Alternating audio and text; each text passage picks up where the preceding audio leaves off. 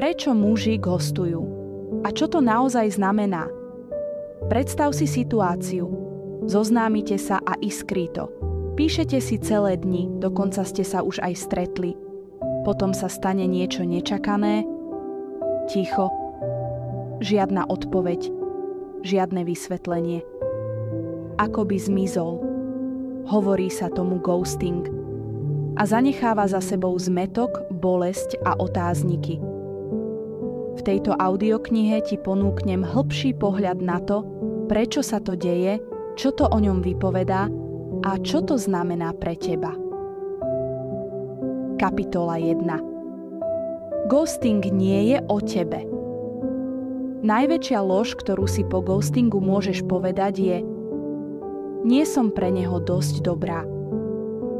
Že si bola príliš citlivá, príliš rýchla, príliš dostupná. Pravda je iná. Ghosting je zrkadlom nezrelosti, nie tvojich chýb. Mnoho mužov nemá odvahu čeliť nepríjemnému rozhovoru a tak radšej zmiznú. Je to spôsob, ako sa vyhnúť zodpovednosti. A ty za to nie si zodpovedná. Kapitola 2. Dôvody, prečo zmizne. Niektorí muži ghostnú, lebo nikdy nechceli nič hlbšie. A niektorí sú emocionálne nezrelí. Nevedia, čo chcú, a keď ich niečo vyruší, radšej odídu bez slova. Ghosting je jednoduchší ako úprimnosť. Ale to neznamená, že je to v poriadku.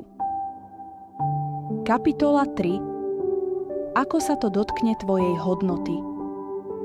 Ghosting bolí, pretože zanechá prázdno, neistotu. Objavujú sa otázky ako: čo som spravila zle? Odpoveď znie: nič. Tvoja hodnota nie je závislá od prítomnosti alebo neprítomnosti iného človeka. Tvoja hodnota je konštantná. Zdravý muž ťa ghostovať nebude. Kapitola 4. Sila tvojej reakcie. Keď ťa niekto ghostne, máš právo cítiť bolesť. Máš právo byť zranená. Ale tvoja sila spočíva v tom, čo spravíš potom. Neponižuj sa správami, v ktorých prosíš o odpoveď. Neospravedlňuj sa za niečo, čo si neurobila. Ticho môže byť tvoja najväčšia odpoveď. Znak sebahodnoty a rešpektu k sebe. Kapitola 5. Uzavretie a uzdravenie. Je prirodzené chcieť to uzavrieť. Ale uzavretie nedostaneš od neho. Musíš si ho dať a nájsť sama. Tvoje uzdravenie nečaká na jeho návrat. Začína sa tým, že sa rozhodneš uzdraviť sama. Kapitola 6. Ghosting ako filter.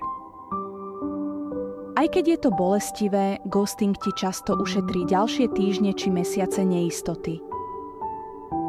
Ukáže ti, kto nevie byť prítomný. Kto sa bojí komunikácie. Kto nie je ochotný rásť. Ghosting ťa učí, že už viac nebudeš prijímať menej, než si zaslúžiš. Kapitola 7. Otvorenosť napriek strate. Po ghostingu môžeš mať chuť zatvoriť srdce. Stať sa tvrdšou, nedôverovať. Ale láska prichádza, keď sme zraniteľné, nie keď sa chránime.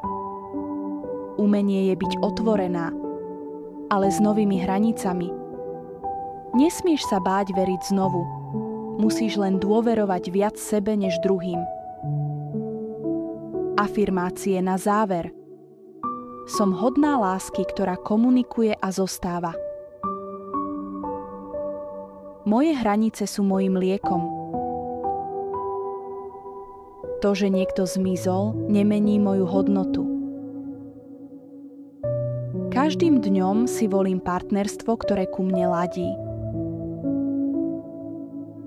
Záver. Ghosting nie je koniec tvojho príbehu. Je to očista. Je to chvíľa, ktorá ťa učí stáť sama pri sebe. Nech si v minulosti zažila čokoľvek. Dnes si môžeš vybrať inak. Môžeš si vybrať, že si hodná niekoho, kto nezmizne. Kto bude vedieť, že láska sa buduje, nie opúšťa bez slova. Tvoje ticho je tvoj nový začiatok.